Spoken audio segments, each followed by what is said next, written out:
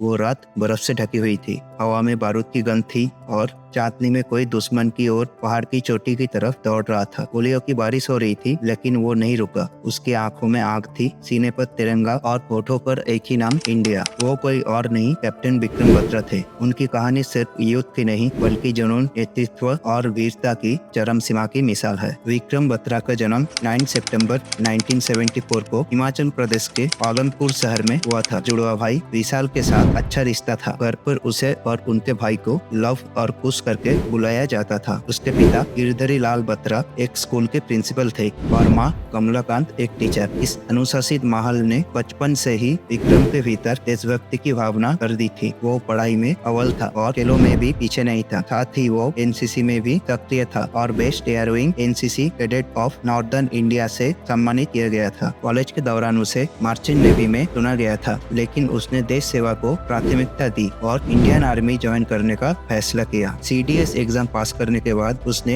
1996 में Indian military academy IMA Dehradun में दाखिल हुआ। 1997 में वो लेफ्टिनेंट बना और 13 जम्मू कश्मीर राइफल्स में नियुक्त हुआ। 1999 के शुरुआत में भारतीय खुफिया एजेंसी को पता चला कि पाकिस्तान ने LOC पार कर भारत की कारगिल सेक्टर में घुसपैठ किए हैं। पाकिस्तानी सैनिकों ने मुजाहिदीन की रेस में महत्वपूर्ण चोटियों पर कब्जा कर लिया। इससे उन्हें श्रीनगर ले नेशनल हाईवे NH-1A पर नियंत्रण मिल गया था। भारत ने तुरंत ऑपरेशन विजय शुरू किया, जिसका उद्देश्य इन घुसपैठियों को पीछे खदेड़ना था। 13 JK राइफल्स को युद्ध के मैदान में भेजा गया। उस समय तक विक्रम बत्रा कैप्टन बन चुके थे और उन्हें सबसे कठिन मिशन में भेजा गया। पॉइंट 5140 एक अत्यंत महत्वपूर्ण चोटी थी, जिसकी ऊंचाई 17,000 फीट से अधिक थी। ये चोटी NH-1A पर पूरी नजर रखी थी। पाकिस्तानी सैनिकों ने यहाँ मजबूत मोर्चा बना लिया था। 19 जून 1999 की रात कैप्टन बत्रा ने अपनी टीम को 2 हिस्सों में बांटा और एक कठिन रास्ते से चढ़ाई शुरू की। रास्ता कड़ी चढ़ाई वाला और दुश्मन की नजर में था, लेकिन उन्होंने हिम्मत नहीं हारी। हथियार हाथों में और दिलों में जुनून लिए वे आगे बढ़ते गए। गोलियों और बम की धमकियों के बीच उन्होंने दुश्मन से आमने सामने लड़ाई की। कई दुश्मनों को मार गिराकर चोटी पर कब्जा कर लिया। रेडियो पर उनकी आवाज गूंजी, ये दिल मांगे मोर। ये नारा पूरी देश में विक्रम का प्रतीक बन गया। कैप्टन बत्रा का नया पहचान था शेरशाह। ये नाम युद्ध के मैदान में खौफ बन गया था। उनकी योजना, साहस और नेतृत्व अद्भुत थी। उन्होंने कई मिशनों पे स्वयं नेतृत्व किया और अपने सैनिकों की सुरक्षा को सर्वोपरि रखा। वो सिर्फ आदेश देने वाला अधिकारी नहीं था, बल्कि हर मोड़ पर सबसे आगे रहते थे। सैनिकों के बीच वो सिर्फ एक ऑफिसर नहीं, बल्कि बड़े भाई और दोस्त बन चुके थे। पॉइंट 5140 की जीत के बाद 13 जम्मू कश्मीर राइफल्स को आदेश मिला कि पॉइंट 4875 पर कब्जा करिए। ये चोटी और भी ऊंचाई पर थी और दुश्मन की स्थिति बहुत मजबूत थी। ये मिशन जुलाई के शुरुआत में शुरू हुआ। ऑक्सीजन की कमी, हड्डी जमा देने वाली ठंड और दुश्मन की लगातार गोलीबारी, सब कुछ बेहद चुनौतीपूर्ण था। लेकिन विक्रम ने एक बार फिर नेतृत्व की जिम्मेदारी उठाई। एक हमले के दौरान उनके एक साथी घायल हो गए। विक्रम ने किसी और को खतरे में नहीं डाला और खुद उस ऑफिसर को बचाने चले गए। तभी एक एनिमी स्नाइपर ने उन्हें छाती में गोली मारी। वो शहीद हो गए। कैप्टन विक्रम बत्रा को मरणोपरांत परमवीर चक्र से सम्मानित किया गया। उनके बलिदान आज भी देश के हर नागरिक के लिए एक प्रेरणा है। फिल्म शेरशाह ने उनकी गाथा को नई पीढ़ी तक पहुंचाया। उनकी वीरता, भारत के प्रति प्यार सिर्फ युद्ध भूमि तक सीमित नहीं था। वो एक ऐसा लीडर थे जो अपने सैनिकों की जान बचाने के लिए अपनी जान जोखिम में डाल सकते थे। कैप्टन बत्रा ने एक बार कहा था,